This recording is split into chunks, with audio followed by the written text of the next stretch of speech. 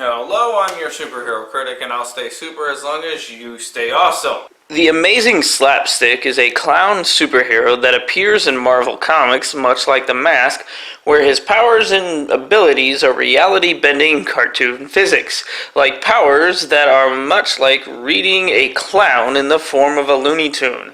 SlapStick first appeared in a 4-issue miniseries released in 1992, written by Len Kaminsky and drawn by James Fry. So, other than that, there really isn't much to say about this specific creation. There's just not enough material for me to go further into it. So, that being said, let's take a dive into SlapStick number 1.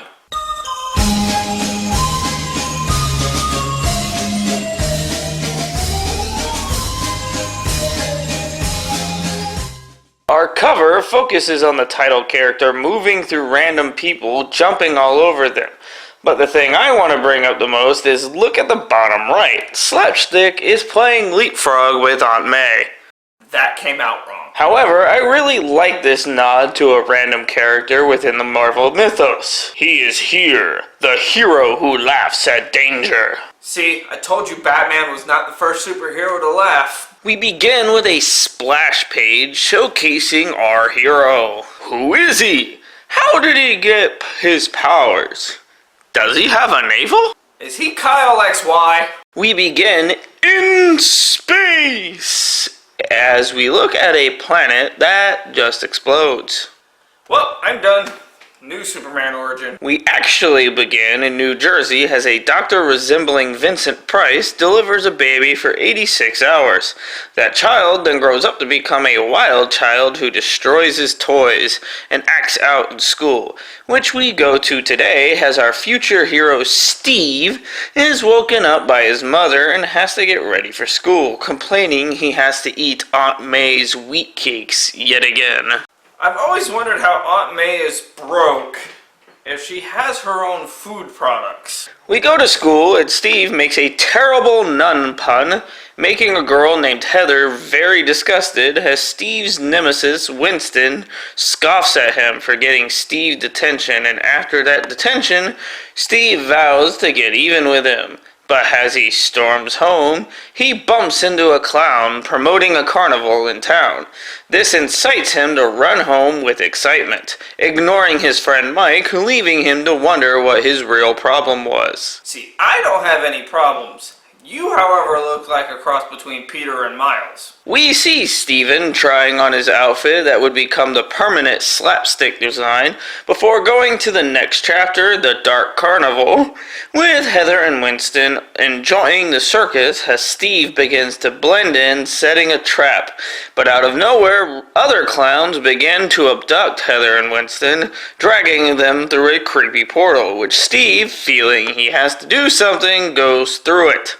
Turn back now! Ignore the portal! The clowns enter the portal, dragging the captives with them, causing Steve to follow them through the portal, which somehow causes a rift through time and space, as the members of the Marvel Universe, from Spider-Man to even Howard the Duck, sense something is terribly amiss. I felt a great disturbance in the Force. Steve falls through the portal and we begin Chapter 3, The Prisoners of Dimension X.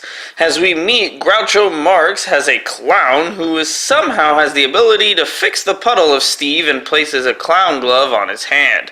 Groucho then explains about his capture from the Overlord and the rules of the realm. He then goes into a science mumbo-jumbo rant about how SlapStick now exists. His molecules got all rearranged. Groucho then tries to explain his new powers to Steve, including a simple button that changes him back to normal, minus his clothing, and the ability to make weapons appear out of nowhere. But as Groucho continues, he has a heart attack, forcing SlapStick to work on his own. With Hunch Clowns giving him a map, Groucho then reveals he was faking it. Bad clown! No lying! Go to your room! The final chapter begins as we see the Overlord is a grotesque jack-in-the-box celebrating his victory. But Slapstick jumps in to take him down, dealing with clown minions of all types until the Overlord uses his weapon on our hero. This tries to conform him like the rest of the humans, but ends up just causing the machine to blow up instead. You know, they could have gone for a parody of Roddy Piper's bubblegum line here, but you win some, you lose. The device is destroyed, which breaks the Overlord's hold on the humans, causing our villain to be angry, but Slapstick just takes out his hammer and sends him flying. However, the army of clowns are closing in, so he grabs Heather and helps the humans run to the portal long enough to destroy the portal. This then causes a vacuum suction all of the clowns back into the portal. So, you want to explain what that was about? To be honest, I have no idea what just happened myself. So Steve explains to Mike everything that happened, and Mike then says he needs to fight crime, suggesting names to use, coming up with Slapstick. The issue then ends with a man who has more guns than the Punisher monologuing about his life, promoting that he will have vengeance. Slapstick would appear in Marvel Comics Presents teaming up with the New Warriors and was unseen again until Civil War, where he had a small cameo in She-Hulk. In 2015, Slapstick would become a member of Deadpool's Mercs for Money, and in 2017, he would get a new 6-issue miniseries. So that was Slapstick. I personally love this series. I do want to go into it later on the road, but for now we'll just leave it with the first issue. And honestly, pick it up if you like dumb comedy. It's funny. Hey, Superhero Critic! Dude, why are you yelling at me? I just gotta get your attention. I have a bone to pick with you. I swear it was dead before I touched it. No, that we'll worry about another day. This is about your clown month. I mean, I did just finish Clown Month. I mean, it's a week later than I wanted it to be, but hey, real... No. Wrongo. There's still DC film that you need to look at. And you doing a clown-themed month without even mentioning it? It's a goddamn insult. And I'm not going anywhere until you review the Joker film. You're joking, aren't you? Do I look like I'm joking?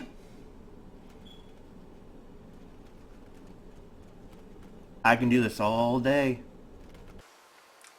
Well then.